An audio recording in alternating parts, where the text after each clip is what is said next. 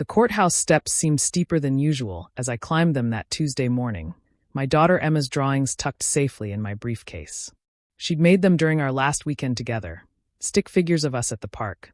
Daddy and me scrawled in purple crayon across the top. Well, look who finally showed up. Miranda's voice cut through the morning air like a scalpel. She stood at the entrance with her lawyer, her new Hermès suit a stark contrast to my off-the-rack blazer. Did you take the bus? I know the Mercedes got repossessed. I didn't respond, just nodded politely and moved past her. 3 years of divorce proceedings had taught me that silence was often the best response to her provocations. Mr. Davidson, her lawyer, Richard Pemberton III, blocked my path. We need to discuss your client's payment arrears before we go in. My client is prepared to be generous and accept a reduced amount, given your circumstances. My circumstances? I asked quietly. Miranda laughed, the sound tinkling and false. Oh, come on, Nathan.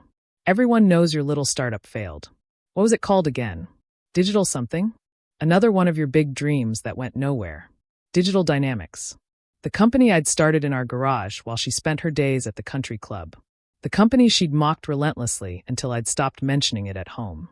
The company that now operated under the umbrella of Hartley Industries, though she didn't know that. We should get inside, I said, checking my watch. Judge Morrison doesn't like tardiness. Always trying to appear important. Miranda shook her head, speaking loudly enough for passing lawyers to hear. This is exactly why I need full custody. Emma needs stability, not a father who lives in fantasy land. We entered courtroom 4B, where Judge Morrison presided. He was an older gentleman with sharp eyes that missed nothing. One of the reasons I'd been grateful when he was assigned to our case. I took my seat at the defendant's table alone. Miranda had insisted I couldn't afford proper representation, and I hadn't corrected her. In truth, I had a team of lawyers on standby, but this was something I needed to do myself. All rise, the bailiff announced. The Honorable Judge Morrison presiding.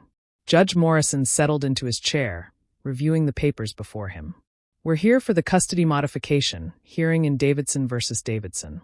Mrs. Davidson is seeking sole custody and increased child support. Pemberton stood, buttoning his expensive suit jacket. Your Honor, we're also addressing Mr. Davidson's failure to maintain court-ordered support payments. He's 3 months behind, and we have evidence his business has failed. Evidence? Judge Morrison raised an eyebrow. Miranda stood eagerly. Your Honor, may I? Briefly, Mrs. Davidson. She pulled out her phone. His company website is down. His LinkedIn says entrepreneur, which everyone knows means unemployed. And look at him. He's wearing the same suit he wore to our wedding. He can't even afford proper court attire. I touched my jacket unconsciously. She was right, it was the same suit. Not because I couldn't afford another, but because Emma had helped me pick the tie that morning 8 years ago. She'd said the blue matched my eyes. He can't provide for Emma, Miranda continued, warming to her theme. Last month, he took her to a public park instead of the country club. He drives a Honda now, a Honda. What kind of example is that setting? The kind where a father spends time with his daughter? I suggested quietly. Don't be cute, Pemberton interjected. Your Honor, Mr. Davidson has been deliberately hiding assets. We believe he's working under the table to avoid support payments. Judge Morrison turned to me. Mr. Davidson, do you have counsel? I'm representing myself, Your Honor. Miranda smirked. See? He can't even afford a lawyer. How can he afford to raise our daughter? What is your current employment, Mr. Davidson? The judge asked. Before I could answer, Pemberton jumped in.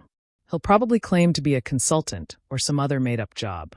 The fact is, Digital Dynamics failed, and he's been living in denial ever since. I see. Judge Morrison shuffled through more papers, then paused. His eyes widened slightly. Mr. Davidson, is this current? This financial disclosure. Yes, Your Honor. Filed yesterday. But this shows. He looked up at me, then at Miranda and her lawyer. Mr. Pemberton, have you reviewed the defendant's latest filing? The what? Pemberton scrambled through his papers. We received nothing.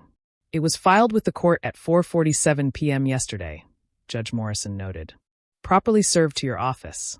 Miranda leaned over to whisper urgently with her lawyer, who was now frantically searching through his briefcase. While Mr. Pemberton locates the documents, Judge Morrison continued, his tone shifting slightly, perhaps you could clarify something for the court, Mr. Davidson. These financial statements show you as chairman and majority shareholder of Hartley Industries. Is that correct? The silence in the courtroom was deafening.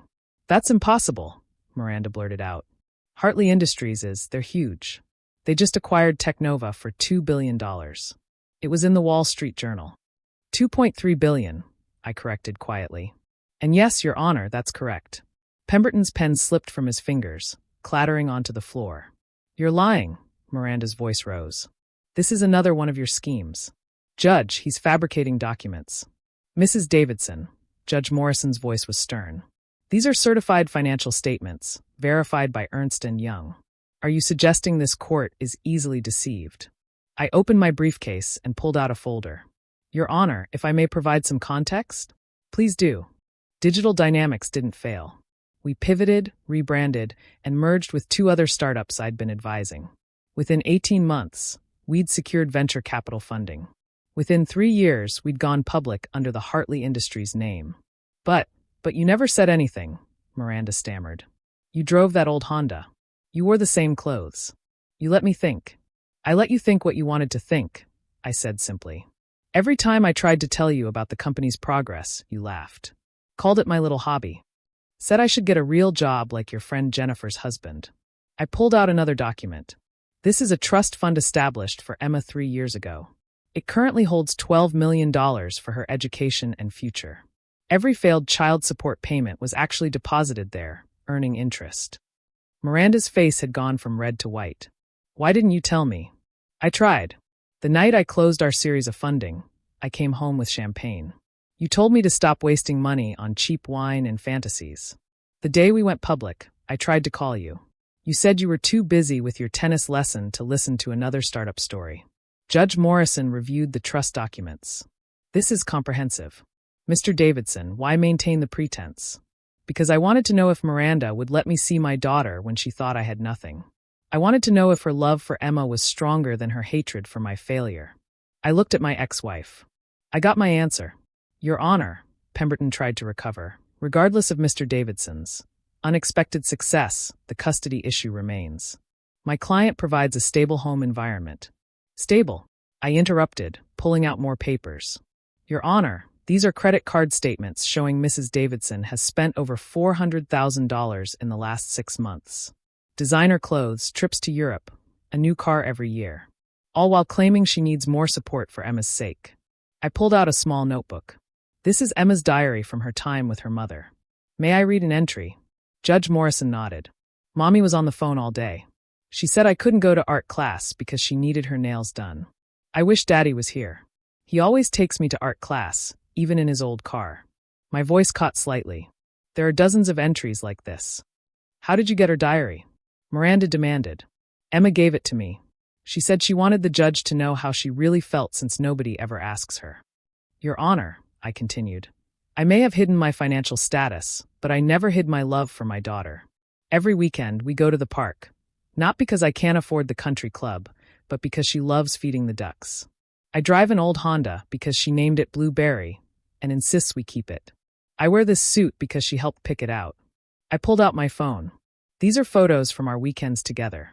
Art classes, science museums, cooking disasters in my kitchen. This is what I offer Emma. Time, attention, and unconditional love. He manipulated us. Miranda's voice was shrill now. He let me look foolish. You chose to mock him, Judge Morrison interrupted. You chose to value money over character. You chose to teach your daughter that wealth determines worth. He looked at me. Mr. Davidson, or should I say, Mr. Chairman, while I don't entirely approve of your deception, I understand it. You wanted to know if you'd be allowed to be a father without a fortune. Your Honor, Pemberton made one last attempt. Surely the court must consider.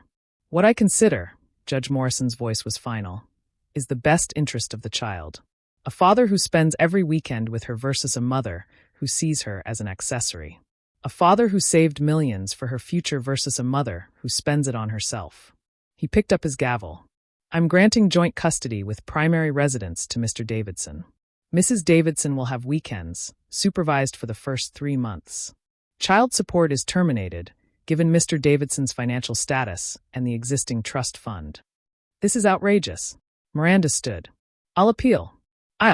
You'll also reimburse Mr. Davidson for the child support payments he made while establishing the trust, the judge continued. And Mrs. Davidson? Next time you mock someone for their apparent failures, remember that true success isn't always visible. Sometimes it's building an empire while wearing an old suit. The gavel came down with finality. As we filed out of the courtroom, Miranda grabbed my arm. Nathan, we can work this out. I didn't know. If I'd known you were successful. That's exactly the point, I said gently, removing her hand. Emma deserves a mother who loves her whether her father is rich or poor. When you figure out how to do that, we can discuss expanding your visitation. Pemberton was packing his briefcase, hands shaking slightly. Hartley Industries, he muttered. I should have recognized the name. You're the Nathan Davidson? The one Forbes called the stealth billionaire? I prefer Emma's dad, I said, walking past him. Outside the courthouse, my assistant was waiting with the Bentley. I waved her off. Thanks, Sarah, but I'll take the Honda. Emma and I have a date at the park. The Honda, sir? I smiled. Blueberry. It's her favorite. Besides, I patted the old car's hood. Success isn't about what you drive. It's about where you're going and who's along for the ride.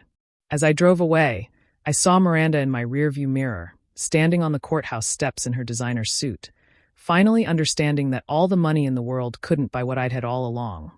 The genuine love of our daughter. My phone buzzed with a text from Emma. Dad, can we get ice cream after the park? Anything for you, sweetheart, I typed back. Anything for you. The old Honda hummed along, carrying me toward what really mattered. And for the first time in 3 years, I felt like I'd truly won.